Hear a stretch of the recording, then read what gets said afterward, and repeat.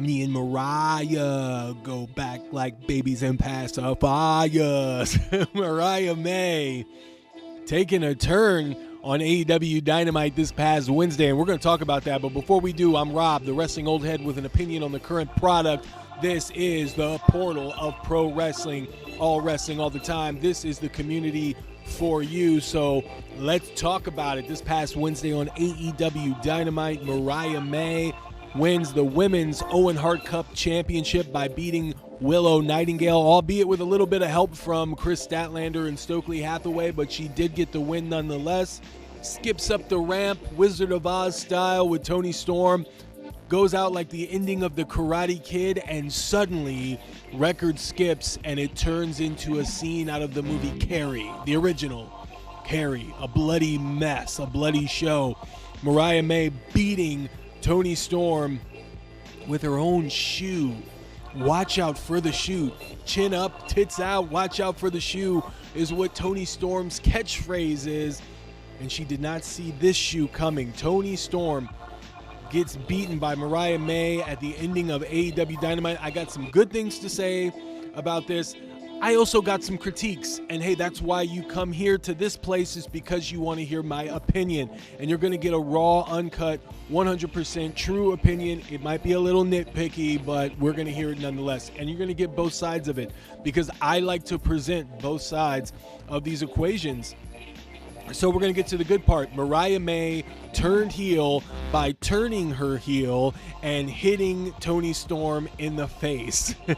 That's a little double entendre, or as my uncle would say, a double entendre.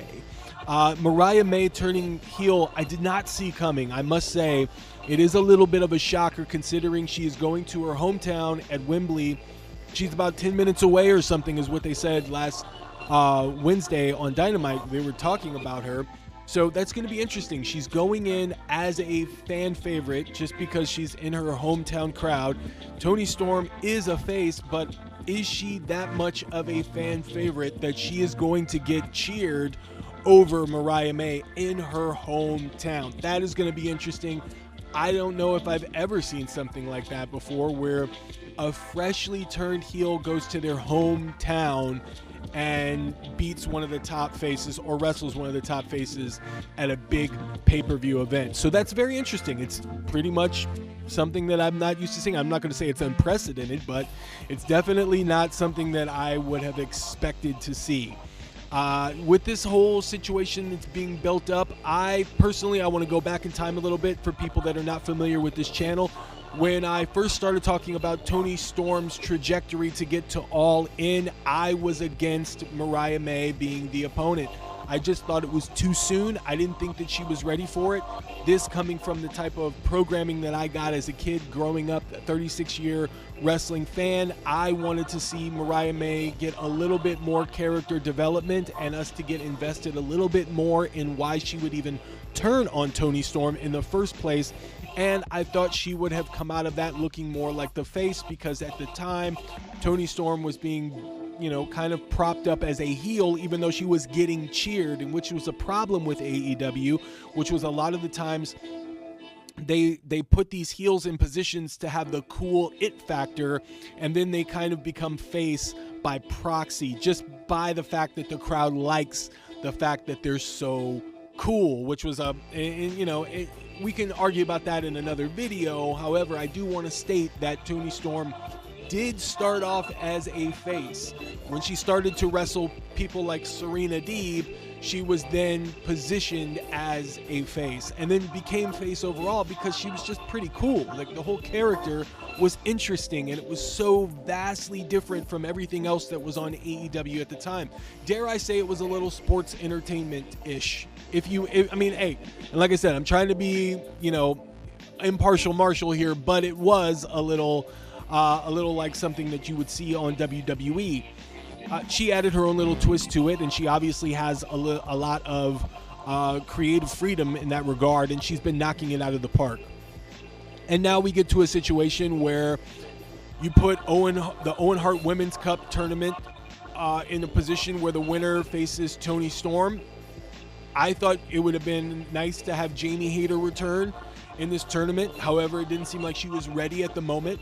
So they go with Mariah May and Willow Nightingale. Doesn't make sense to put Willow Nightingale in that situation against Toni Storm. Chris Statlander seems like they're going to continue that program, which I like that they're giving us a story there. I also like they're doing that with Thunder Rosa and Deonna Purrazzo as well. So you're kind of getting a lot of women's stories being positioned, fairly nice on the television programs. And so then you've only got Mariah May at this point. So if you're going to roll with it, let's see how they do it. Let's see how it unravels. And I will give them props.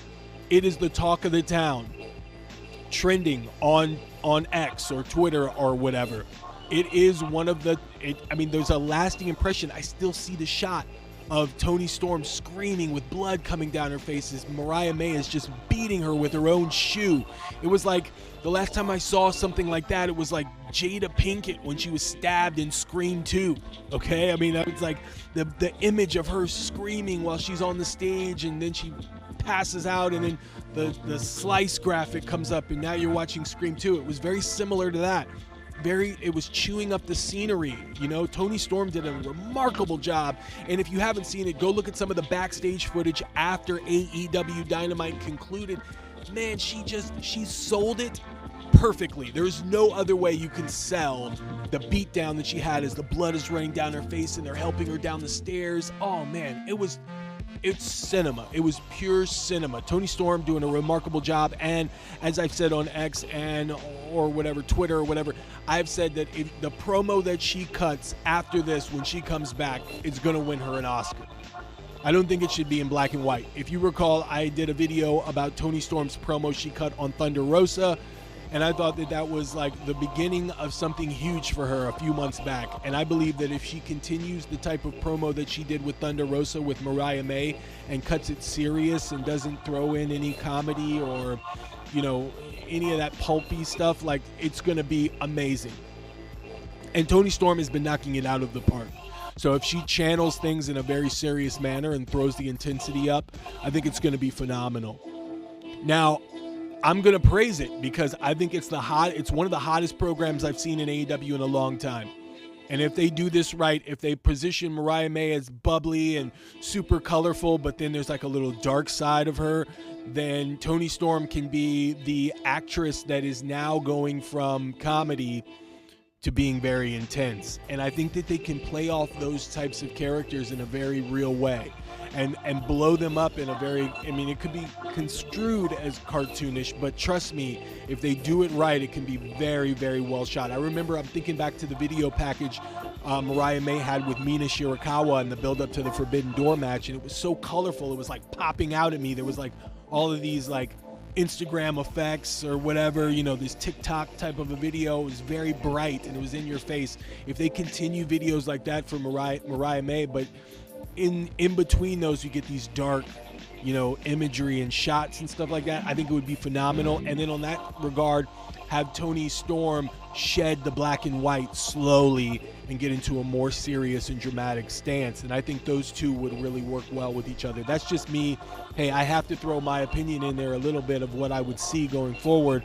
And as I've said before, and I will state again, I am programmed by the WWE to look at storylines in a very episodic way. Not to say that my palate isn't refined enough to adjust to different types of storylines and angles and stuff like that, because it has been and is, and I can still take it, which is why I appreciate this storyline.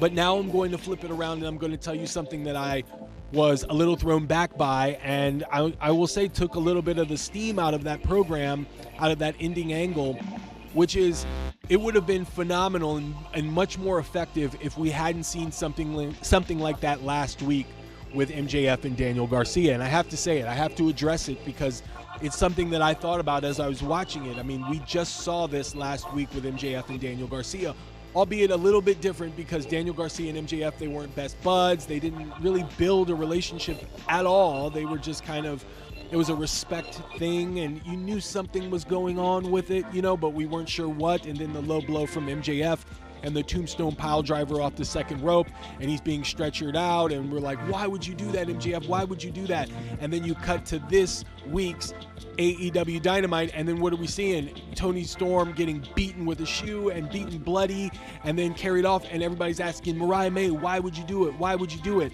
And it's very similar, and there's been a problem with AEW for a while. It feels like, and I joked about this on social media, I said it feels like where with Tony Khan, he's got a pack of 25 storylines, and he can only use 25, and he won't spend the extra money to get the extra pack where it's unlimited and you get access to all these different types of ideas, because I see a lot of recycled, rehashed, and redone storylines that happen within weeks of one another. And hey, I know it might seem nitpicky. I thought it was a phenomenal storyline. I thought it was done really, really well. But the truth of it is, it was done not too soon, not within 8 days. Within 8 days of what happened with MJF and Daniel Garcia. And it begs to be repeated that if you're going to do a storyline like that, it should stand alone and not be so soon after something that just happened in MJF and Daniel Garcia. And that's just my honest opinion. It was done better, in my opinion. It was way more effective because we're emotionally invested in Mariah May and Toni Storm's relationship. So, and a lot of questions were left unanswered at Forbidden Door, where Mina Shirakawa had just hit Mariah May with a freaking wine bottle all by accident, but she did.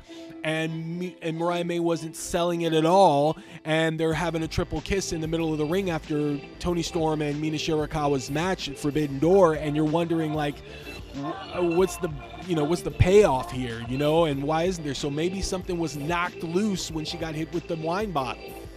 I mean, there's so many different ways that you can go with this, and I thought it was very effective, but it was very similar. And AEW's done this before. I will mention the eye patch thing. Everybody was doing the eye patch thing, Everybody had an eye patch. It was Bryan Danielson. It was, man, off the top of my head, there was so many people. I do remember there was an eye patch thing. I don't know if it was Sammy Guevara.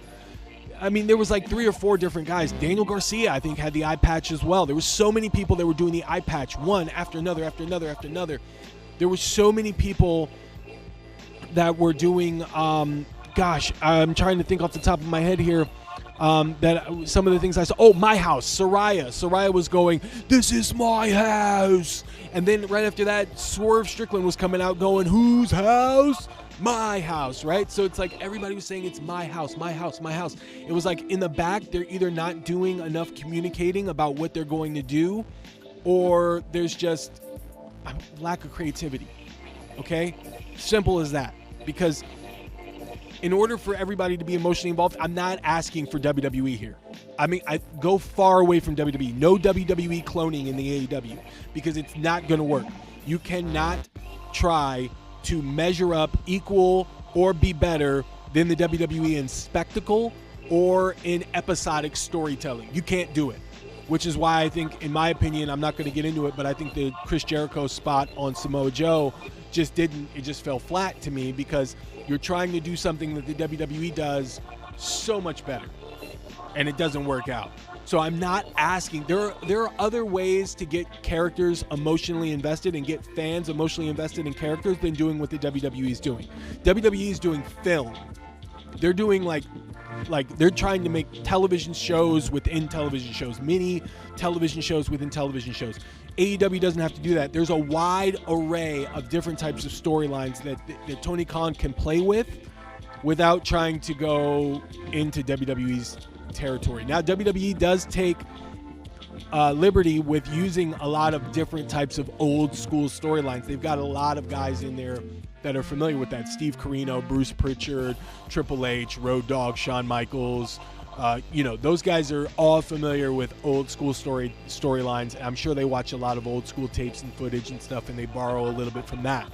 So that's where it gets into like kind of wonky territory a little bit, because it's like, well, what's WWE? What's considered WWE? Because they're using bits and pieces of everything, and they're doing it in a very propped up television sort of way. But I'm not going to veer too far off on that tangent, and I'm going to try and stay geared here. They don't have to mimic or copy or clone, but they at least have to get on the same page and not try and do so many storylines that are similar, because they don't feel like they can use a lot. Like I said, the 25 pack of storylines, they can use a lot more, but it seems like they're very like centered on just doing the same thing over and over again. I've watched AEW Dynamite, and sometimes they'll have 3 matches into the exact same way. It's like those spam finishes, and they don't have to. You know, I understand Tony Khan's a busy man, and he's got a lot on his plate. But I've said this before, and I'll say it again. Maybe he needs to like cut some of those other business ventures and responsibilities away from his plate so that he can solely focus on wrestling, and that he can get back to planning things ahead of time, and then also set up a situation where backstage he trusts the people around him enough to not spoil what's going to happen on Dynamite hours before they go on the air, so they can actually have a production meeting and get on the same page. So we're not seeing the same finishes, we're not seeing the same storylines, and we get a sense of it's not a sense of uniformity, it's a sense of like uniqueness about every character that's on the screen. So enough about that. I know that I'm ranting about that, but I do want to say I did like the Toni Storm and Mariah May situation. I thought it was done really, really well, albeit a little bit similar to MJF and Daniel Garcia. So where do you go from here? So from here, I see Mariah May and Mina Shirakawa against Toni Storm, and now she's needing a partner. And that's where it all comes full circle, and I feel like you need to bring in Jamie Hayter here. Jamie Hayter and Toni Storm have been on opposite sides of the ring, but they used to be best friends. So Toni Storm going to Jamie Hayter, it's a real story there. You know, it's a connective tissue that I'd like to see them explore. And those would be great tag team matches. And yes, I know, I understand that it doesn't always have to end that way. And I do like some of the unpredictableness of All In. You know, they're doing some things that I would have never saw coming. Like, I wouldn't have seen Bryan Danielson in the world title hunt at All In. I wouldn't have seen that coming. I would have thought you would have tried to get Will Ospreay involved, or at least Hangman Adam Page. So I like that. It's keeping me on the edge of my seat and trying to figure out what's going to happen next. So maybe they don't go with Jamie Hayter, but I think that Toni Storm's going to need a partner if they're going to bring Mina Shirakawa back and present a darker side of Mariah May, because Mariah May was headed towards Single White Female there, you know, the movie, okay? Single White Female was a movie where the roommate started to dress and act and mimic and then try to become her roommate, right? And I thought they were doing that with Mariah May, and they can still do that. But now it seems like it's a little more Misery, right? The movie, Stephen King, Misery. Do your homework, you guys. You know what I mean? But maybe they're going that route where she's obsessed, and she's an obsessed person, and now she's trying to get Toni Storm to complete the story in her eyes, or whatever. You know, it could be.